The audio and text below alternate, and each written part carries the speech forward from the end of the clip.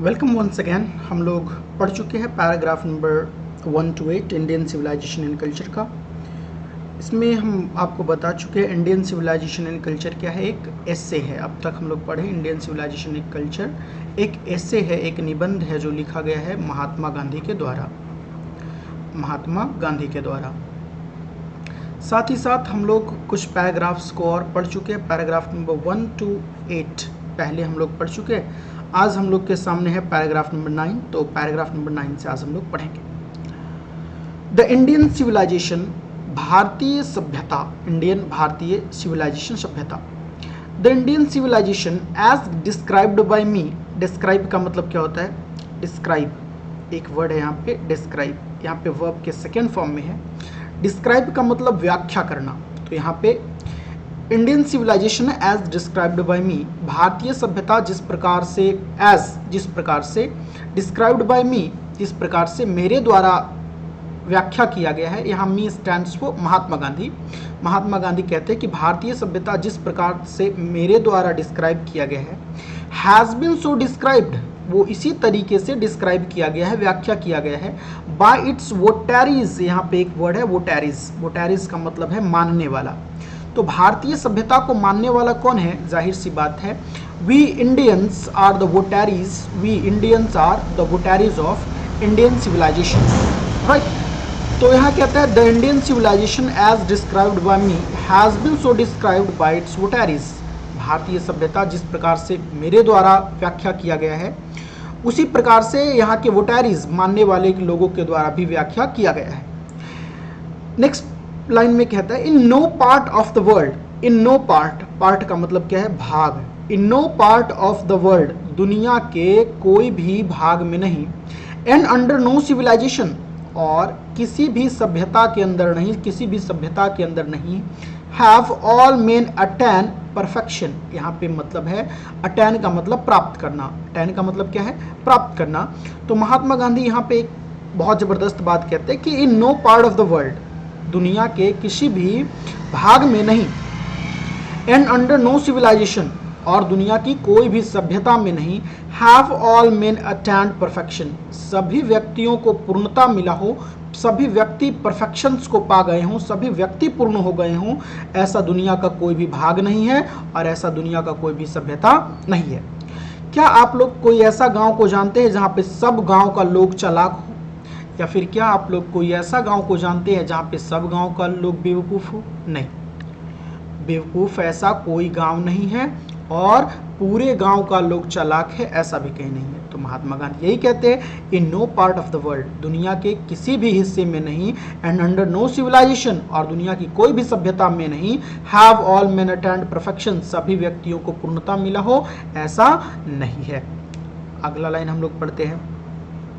Mahatma Gandhi next कहते हैं the tendency of Indian civilisation. यहाँ पे एक वर्ड है टेंडेंसी। टेंडेंसी का मतलब होता है प्रवृत्ति। टेंडेंसी का मतलब क्या है? प्रवृत्ति। आप कुछ कुछ वर्ड्स को नोट करते जाए साथ में, कुछ वर्ड इंपॉर्टेंट है, जहाँ जैसे यहाँ पे एक टेंडेंसी वर्ड बहुत इंपॉर्टेंट है, इससे 2 नंबर वाला क्वेश्चन भी पूछा जाता है, तो ध्यान देंगे यहाँ पे। The tendency of Indian civilisation, भारतीय सभ्यता की जो टेंडेंसी है, जो प्रवृत्ति है, is to elevate the moral being. यहाँ पे एक वर्ड है एलिवेट। एलिवेट का मतलब क्या होता है? उठाना। एलिवेट का मतलब उठाना, एक स्तर से उठाना एलिवेट कहलाता है, राइट। तो यहाँ पे कहता है tendency of Indian civilisation to easily elevate the moral being. भारतीय सभ्यता की जो टेंडेंसी है, जो प्रवृत्ति है, इज टू एलिवेट, एलिवेट करना है, उठाना है, द मोरल बीइंग। मोरल का मतलब होता है नैतिक, नैतिकता को उठाना, अच्छे कर्म को उठाना, अच्छे चीज़ों को बढ़ावा देना, ये भारतीय सभ्यता की टेंडेंसी है, प्रवृत्ति है। That of the western civilisation, और वहीं पे वेस्टर्न सिविलाइजेशन जो पश्चिमी देश की सभ्यता है, जो यूरोप की सभ्यता है, उसका क्या है टेंडेंसी? कहता है the tendency of western civilisation is to propagate immorality. यहाँ पे एक वर्ड है प्रोपोगेट। प्रोपोगेट का मतलब क्या होता है? फैलाना। प्रोपोगेट का मतलब क्या है? फैलाना। तो the tendency of western civilisation is to propagate immorality. Immorality का मतलब है अनैतिकता, गलत कर्म। गलत कर्मों को, इमोरलिटी, अनैतिकता को बढ़ावा देना किस सभ्यता का टेंडेंसी है, प्रवृत्ति है? तो the answer is very easy, the tendency of western civilisation is to propagate immorality, right. यहाँ पे कहता है द लैटर इज गॉडलेस। यहाँ पे एक देखिए, एक वर्ड है लेटर, ये वर्ड को बड़ा ध्यान से देखेंगे। एक वर्ड तो है लेटर, लेटर, लेटर का मतलब होता है बाद में, लेटर का मतलब क्या होता है? बाद में। और एक इसी से मिलता जुलता वर्ड है लेटर, ये लेटर, लेटर का मतलब तो जानते ही है, खत, अखबार, खत और पत्र, राइट। तो the tendency of western civilisation is to propagate immorality, the latter is godless. और ये जो बाद वाला है, बाद वाला कौन है? वेस्टर्न सिविलाइजेशन के बारे में बाद में बात किया गया। तो यहाँ कहता है द लैटर इज गॉडलेस, यहाँ पे एक वर्ड है गॉडलेस। जहाँ पर भी एक वर्ड देखेंगे, एक इसको कहते हैं हम लोग सफिक्स कहते हैं LESS, लेस, लेस का मतलब वो नहीं है। तो गॉड और लेस, भगवान नहीं है। कहाँ नहीं है?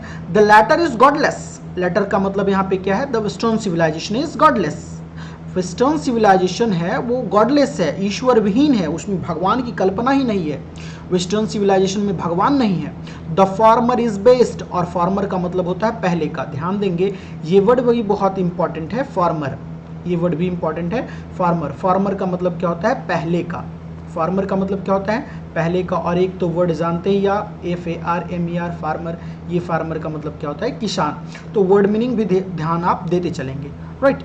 तो the farmer is based on a belief in God, और जो फार्मर है, जो पहले का सभ्यता है, बोले तो Indian civilisation is based, based का मतलब क्या होता है? आधारित होना, ऑन, पर, ऑन अ बिलीफ, बिलीफ का मतलब यहाँ पे है विश्वास, इन गॉड। और जो इंडियन सिविलाइजेशन है is based on a belief in God, belief का मतलब क्या है? विश्वास, इन गॉड, ईश्वर के विश्वास पे आधारित है the Indian civilisation, while the western civilisation is godless, right. Next कहता है so understanding, Indian civilisation is so understanding, बहुत समझदार है, एंड सो बिलीविंग, और बहुत विश्वास करने योग्य है। It behoves every lover of India, Bharat के प्रत्येक प्रेमियों को चाहिए। It behoves every lover of India, Bharat के प्रेमी, ऐसा it behoves every lover of India to cling. यहाँ पे एक वर्ड है क्लिंग, क्लिंग का मतलब है चिपकना, क्लिंग का मतलब क्या है? चिपकना। इट बिहोव्स, ऐसा चाहिए, every lover of India, Bharat के प्रत्येक प्रेमियों को चाहिए, टू क्लिंग, कि वो चिपक जाए, to the old Indian civilisation, Bharat के पुराने सभ्यता से वो चिपक जाए। भारत से जो प्रेम करते हैं उन्हें चाहिए कि वो इंडिया के पुराने सभ्यता, जो ओल्ड सिविलाइजेशन है, उससे चिपक जाए। इवन एज, सेम उसी तरीके से, अ चाइल्ड क्लिंग्स, जैसा कि एक बच्चा चिपकता है, टू द मदर्स ब्रेस्ट, जैसा एक बच्चा, छोटा सा बच्चा अपने मदर के ब्रेस्ट से, अपने माँ के स्तन से जिस तरीके से स्तनपान करने के लिए, दूध पीने के लिए चिपक जाता है, सेम इसी तरीके से भारत के हर एक प्रेमियों को चाहिए कि वह अपने पुराने सभ्यता से चिपक जाए। जैसे माँ का दूध बहुत पौष्टिक होता है और वो बच्चे का पोषण करता है, सेम उसी तरीके से इंडियन सिविलाइजेशन माँ के दूध की तरह है, जो इंडियन सिविलाइजेशन इंडियंस को, भारतीयों को वो पोषित करेगा, राइट। तो यहाँ पे महात्मा गांधी एक जबरदस्त बात कहते हैं, it behoves every lover of India, Bharat के लोगों को एक सलाह देते हैं कि it behoves every lover of India, Bharat के जितने भी प्रेमी हैं, लवर हैं, जो प्रेम करने वाले हैं, to cling to the old civilisation, Indian civilisation, वो भारतीय के पुराने सभ्यता से चिपक जाए। इवन एज, सेम उसी तरीके से, अ चाइल्ड क्लिंग्स, जैसा कि बच्चा चिपकता है, टू द मदर्स ब्रेस्ट, जैसा एक माँ अपने बच्चे के स्तन से चिपक जाता है, सेम उसी तरीके से भारत के प्रेम करने वाले हर एक लोगों को चाहिए कि वह अपने ओल्ड सिविलाइजेशन से उसी तरीके से चिपक जाए, राइट। तो ये था हम लोग का पैराग्राफ नंबर 9। आइए अब हम लोग पढ़ते हैं पैराग्राफ नंबर 10। अगर बात आपको कुछ न समझ में आए तो वीडियो रिवाइंड करके आप देख लें, पीछे करके देख लें। मैं ये बात को बहुत ध्यान से पढ़ाता हूँ कि आप मेरे सामने नहीं हैं, आप कोई क्वेश्चन नहीं पूछ सकते हैं, तो इस तरीके से पढ़ाते कि आपका कोई क्वेश्चन बचे ही ना। अगर आपको ये वीडियो थोड़ा सा लंबा लगे, बोरिंग जैसा लगे, तो आप फास्ट फॉरवर्ड पर करके देख लीजिए, 1.5 पे देख लीजिए, 1.25 पे देख लीजिए, अपनी सुविधा के अनुसार, राइट। तो paragraph number 10, I am no hater of the West. I stands for Mahatma Gandhi. यहाँ पे महात्मा गांधी क्या कहते हैं, I am no hater of the West, मैं पश्चिमी देशों का मैं हेटर नहीं हूँ। हेट का मतलब नफरत करना और ईआर का मतलब नफरत करने वाला। देखेंगे एक प्रीफिक्स और है ईआर, ये प्रीफिक्स बहुत इंपॉर्टेंट है। ईआर जब भी आ जाएगा तो ये लग जाएगा डूअर, ये क्या हो जाता है, डूअर हो जाता है, करने वाला हो जाता है, राइट। जैसे एक वर्ड है यहाँ पे प्ले और उसमें ईआर जोड़ दें, प्ले का मतलब खेलना और ईआर का मतलब खेलने वाला, खिलाड़ी, राइट। सेम इसी तरीके से एक बात है हेट, हेट का मतलब क्या है, नफरत करना और यहाँ पे जोड़ दे ईआर, पहले से ही है तो जोड़ने का जरूरत नहीं, हेटर नफरत करने वाला। सेम इस तरीके से LOVE लव और आर जोड़ दें, लवर प्रेम करने वाला, राइट। तो ये सब चीज़ों को थोड़ा सा ध्यान से आप लोग देखते चले। इंग्लिश सीखना है पूरा तो ध्यान से सीखना पड़ेगा दोस्त, और बहुत कुछ अभी समझने को बाकी है हम लोग को। चलो आगे चलते हैं। यहाँ पे कहते हैं I am no hater of the West, Mahatma Gandhi is no hater of the West, Mahatma Gandhi पश्चिमी देशों का नफरत करने वालों में से नहीं है।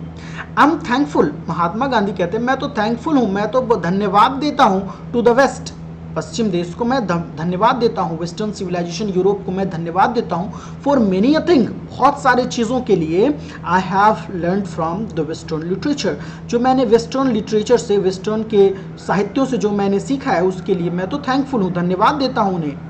But I am thankful to modern civilization, लेकिन I am thankful to modern civilization, मैं मॉडर्न सिविलाइजेशन को भी धन्यवाद देता हूँ, मैं मॉडर्न सिविलाइजेशन के प्रति भी अपना आभार व्यक्त करता हूँ, for teaching me, Mahatma Gandhi modern civilisation को धन्यवाद देते हैं फॉर टीचिंग मी, सिखाने के लिए, दैट कि if I want India to rise to its fullest height, अगर मैं चाहता हूँ कि भारत, इफ आई वॉन्ट, अगर मैं चाहता हूँ इंडिया, भारत को, टू राइज, उठने के लिए, टू इट्स फुलेस्ट हाइट, कि भारत एक ऊंचाई पे उठे, तो मैंने ये सीखा है I must tell my countryman, I must tell my countryman, यहाँ पे कंट्रीमैन का मतलब है देशवासी, तो मुझे अपने देशवासियों से यह अवश्य कहना चाहिए, क्या कहना चाहिए, फ्रैंकली, स्पष्ट रूप से कहना चाहिए, दैट कि after years and years of experience, वर्षों और वर्षों के एक्सपीरियंस के बाद, अनुभव के बाद, of modern civilisation, modern civilisation के वर्षों के एक्सपीरियंस के बाद, आई हैव लर्नड, जो मैंने सीखा है, जो महात्मा गांधी ने सीखा है, वन लेसन, एक पाठ सीखे महात्मा गांधी, फ्रॉम इट, इससे, एंड दैट इज, और जो क्या है, that is what we must shun it at all cost, यहाँ पे शन का मतलब होता है टू कीप अवे, दूर रखना, to shun it at all cost, all cost यहाँ पे आपको पूछा जा सकता है, ऑल कॉस्ट का मतलब क्या होता है, किसी भी कीमत पर, हर हाल में, हर हाल में, हर कीमत पर, किसी भी स्थिति में, एट एनी कॉस्ट, एक तो एक होता है at any cost, at any cost, और एक होता है एट ऑल कॉस्ट, ध्यान देंगे, इस COAST कॉस्ट का मतलब कीमत, और एक होता है COAST कॉस्ट का मतलब क्या होता है, आप तो जानते ही, नदी किनारा को कहते हैं हम लोग कॉस्ट, ठीक है। तो यहाँ पे कहता है that we must shun it at all cost, हमने यही सीखा है कि वी मस्ट सन इट, कि हमें इसे अवश्य, टू कीप अवे, दूर रखना चाहिए, इट एट ऑल कॉस्ट, हर एक कीमत पर, हर हाल में हमें मॉडर्न सिविलाइजेशन को दूर रखना चाहिए, अगर भारत को हाईएस्ट, फुलेस्ट हाईएस्ट पर उठना है, भारत को अगर ऊंचाई को प्राप्त करना है, अगर भारत चाहता है कि हम ऊंचा उठे, तो भारत को एक काम करना चाहिए, वो क्या है, we must shun it at all cost, we must shun modern civilisation at all cost, हमें मॉडर्न सिविलाइजेशन को हर हाल में अपने आप से दूर रखना चाहिए। तो ये पैराग्राफ नंबर 10। अब आते हैं पैराग्राफ नंबर 11 के ऊपर। What is that modern civilization, Mahatma Gandhi यहाँ से पूछते हैं what is that modern civilization, आखिर हम लोग इतना बात कर रहे हैं modern civilisation, modern civilization, what is modern civilisation, modern civilization आधुनिक सभ्यता है क्या, महात्मा गांधी यहाँ पे परिभाषा देते हैं, it is the worship of material, देखिए modern civilization is nothing but it is the worship of material, ये वर्शिप है, ये पूजा पाठ है, किसका, मटेरियल का, वस्तुवाद का पूरा पूजा पाठ है, वस्तु का पूजा है। तो वस्तु का पूजा कहने का मतलब क्या है कि आदमी अपने कंफर्ट के लिए जिए, वस्तुवाद की तरह जिए, सुख की तरह जिए, आध्यात्मिक सुख नहीं, भौतिक सुख, इसी को हम लोग मटेरियलिज्म कहते हैं। जैसे कोई एरोप्लेन ले ले, ये सुख है, तो ये है मटेरियलिज्म, वर्शिप ऑफ मटेरियलिज्म। कोई चाह रखे अपने आप को कि एक 4 व्हीलर हो, लैम्बोर्गिनी कार हो, ये सब क्या है, मटेरियलिज्म है, जाहिर सी बात है।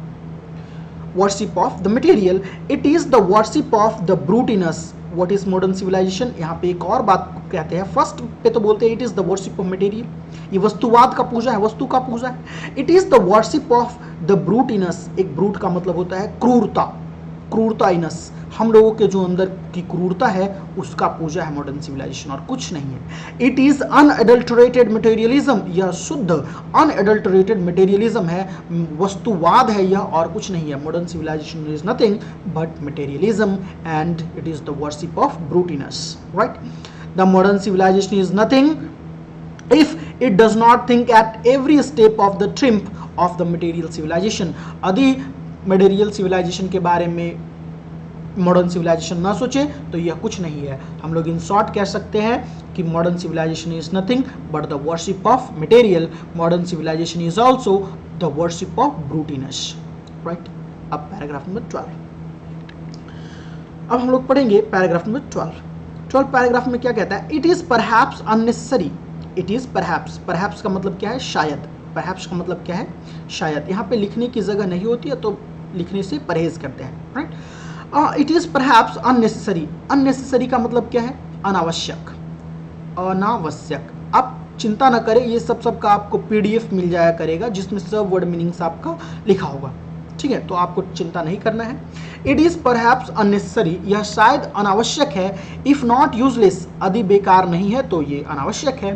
To weigh the merits of the two civilisation, to weigh, यहाँ WEIGH, weigh the merits of two civilisation, दो सभ्यताओं के मेरिट्स, गुणों का तुलना करना, कंपेयर करना, इट्स यूजलेस, ये परहैप्स अननेसेसरी, ये शायद अनावश्यक है।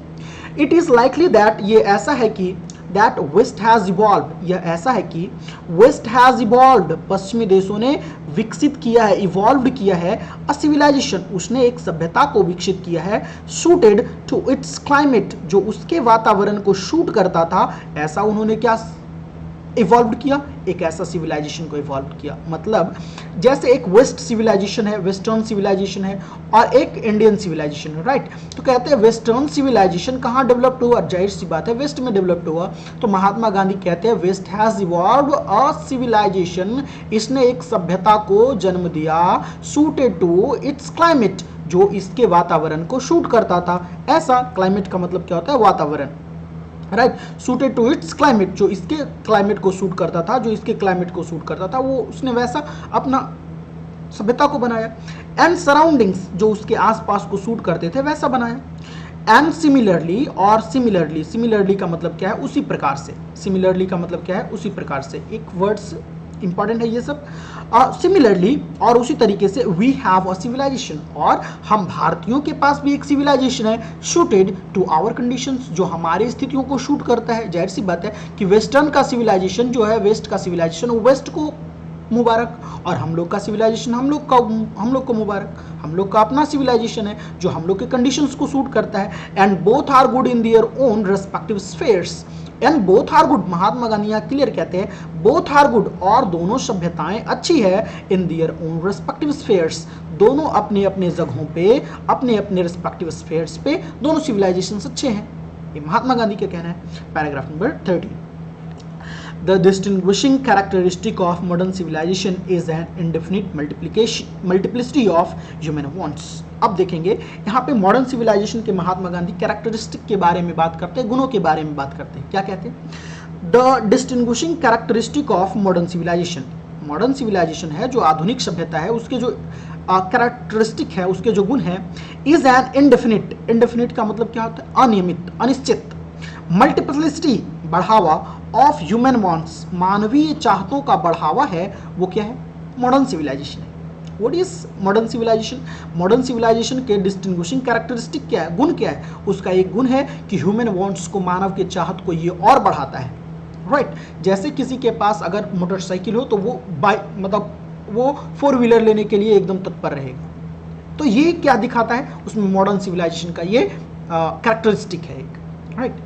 जिसके पास 4 व्हीलर आ गया वो कुछ और लेना चाहता है, 4 व्हीलर में बहुत सारे वैरायटीज अच्छे अच्छे लेना चाहता है, तो ये ह्यूमन वांट्स कभी सेटिस्फाइड नहीं होते, हम लोग पहले पढ़ चुके हैं। और महात्मा गांधी भी यही कहते हैं कि अगर मॉडर्न सिविलाइजेशन में आप जाते हैं तो आपको ये मॉडर्न सिविलाइजेशन का एक कैरेक्टरिस्टिक ही है कि ये ह्यूमन वांट्स को इनडेफिनिट रूप से बढ़ा देता है। The characteristic of ancient civilisation, और जो कैरेक्टरिस्टिक है, जो गुण है ऑफ एंशिएंट सिविलाइजेशन, और प्राचीन सभ्यता का जो गुण है, is an imperative restriction upon and restrict regulating on these wants. और देखिएगा, मॉडर्न सिविलाइजेशन तो है जो वो बढ़ाता है इंडेफिनिट रूप से, अनिश्चित रूप से मल्टीप्लिसिटी ऑफ ह्यूमन वांट्स, और जबकि the characteristic of ancient civilisation, और जो एंशिएंट सिविलाइजेशन है, जो प्राचीन सभ्यता है हमारा, उसका क्या है characteristic, strict regulating of these wants, इन चाहतों पर रेस्ट्रिक्ट रेगुलेटिंग ऑफ रेस्ट्रिक्शन लगाना, प्रतिबंध लगाना, इन चाहतों पर प्रतिबंध लगाना हमारे एंशिएंट सिविलाइजेशन का एक कैरेक्टरिस्टिक है, राइट। द मॉडर्न और western इनसैटिएबलनेस arises really from want of living faith in future state and therefore also in divinity, right. The restraint of ancient or eastern civilization arises from a belief, often in spite of ourselves, in future state and the existence of a divine power, right. एक divine power को भी हम लोग मानते हैं, divine power को, divine ईश्वरीय power को मानते हैं।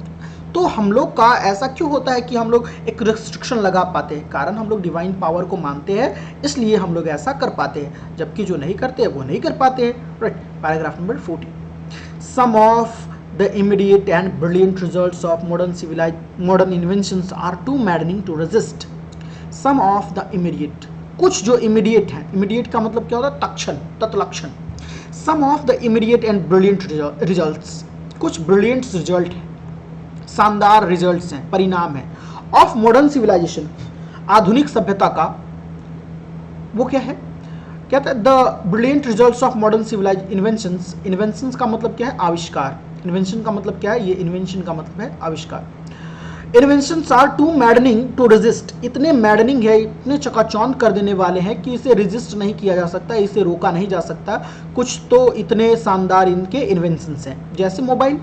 क्या मोबाइल एक कितना शानदार इन्वेंशन है? क्या इसको रोक सकता है कोई आदमी? ऐसा है कि चाहता है कि हम इस्तेमाल ना करें? नहीं, कोई रेजिस्ट नहीं कर सकता है। But I have no manner of doubt, लेकिन महात्मा गांधी कहते हैं I have no manner of doubt, मुझे कोई भी डाउट नहीं है, मुझे कोई भी संदेह नहीं है, that the victory of man, मानव की जो विक्ट्री है, मानव की जो विजय है of man, lies in that resistance, मानव का जो विक्ट्री है वो रेजिस्टेंस में है, इन मॉडर्न इन्वेंशन से अपने आप को दूर रखने में है।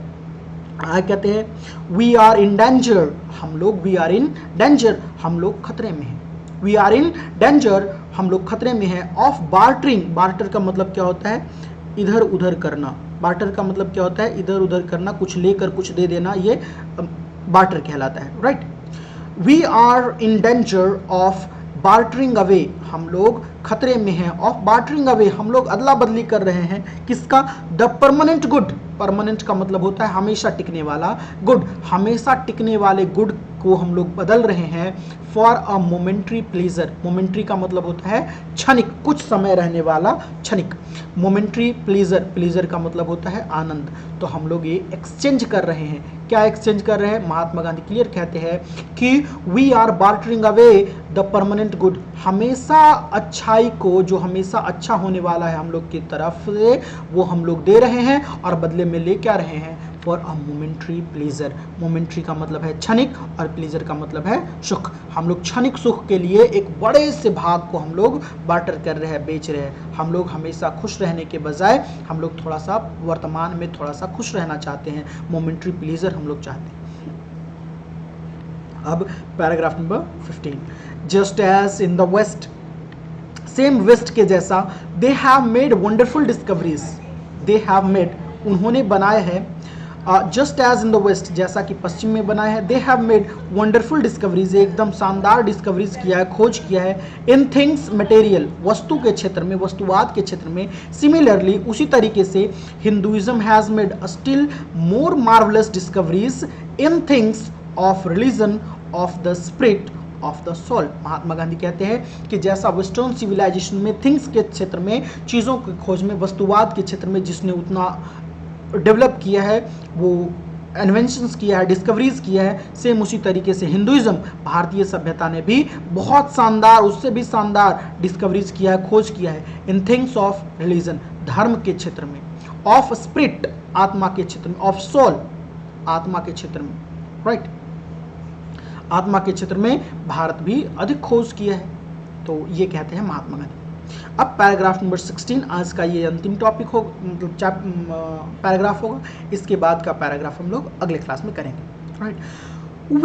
But we have no eyes for this great and fine discoveries, कहता है Mahatma Gandhi, we have no eyes, हम लोग के पास आंखें नहीं है, for this great and fine discoveries, इन शानदार खोजों को, स्पिरिट और सोल, आत्मा के खोज को देखने के लिए जो हिंदुइज्म ने बनाया है, उसके लिए हम लोगों को आंखें नहीं है, हम लोग नहीं देख पाते हैं। And fine discoveries, we are dazzled by the material progress, हम लोग मटेरियल के प्रोग्रेस से डेजल्ड हैं, आंधे हो चुके हैं, चकाचौंध में हैं हम लोग के सामने मटेरियल प्रोग्रेस के आगे ये सब नहीं दिखता है। By the material progress that western science has made, जो वेस्टर्न साइंस ने बनाया उससे हम लोग डेजल्ड हैं, चकाचौंध हैं।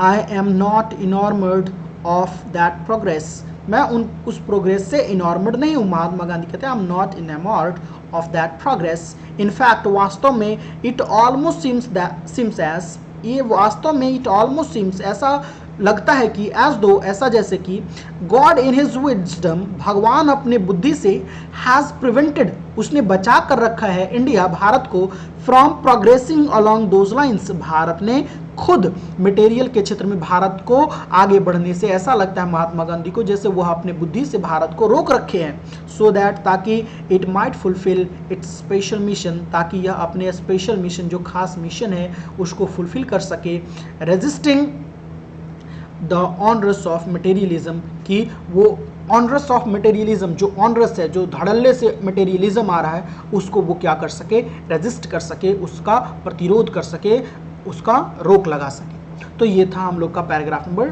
16 तक, राइट। यहाँ तक आपको कुछ दिक्कत आया हो तो आप कमेंट करके पूछ ले, I will try to reply them. और बस आज का क्लास यही, thank you for being till the end, thank you once again. अब आप लोग की क्लास का वीडियो रेगुलर आता रहेगा, देखते रहें। और ठीक है भाई, बहुत मिस करते हैं आप लोग को, रजौली वाले जितना स्टूडेंट्स हैं सबको मिस करता हो यार, किसका किसका नाम ले लो, सब है। बाकी फुस्की दीदी, अपना ध्यान रखिएगा, खाना पीना ठीक से खाइएगा, हवा हुआ चले तो बच के रहिएगा। Thank you very much. सब सोचेगा फुस्की दीदी कौन है, अरे है एक दीदी पढ़ने आती थी, बहुत मोटी सी। ठीक है भाई, थैंक यू वेरी मच।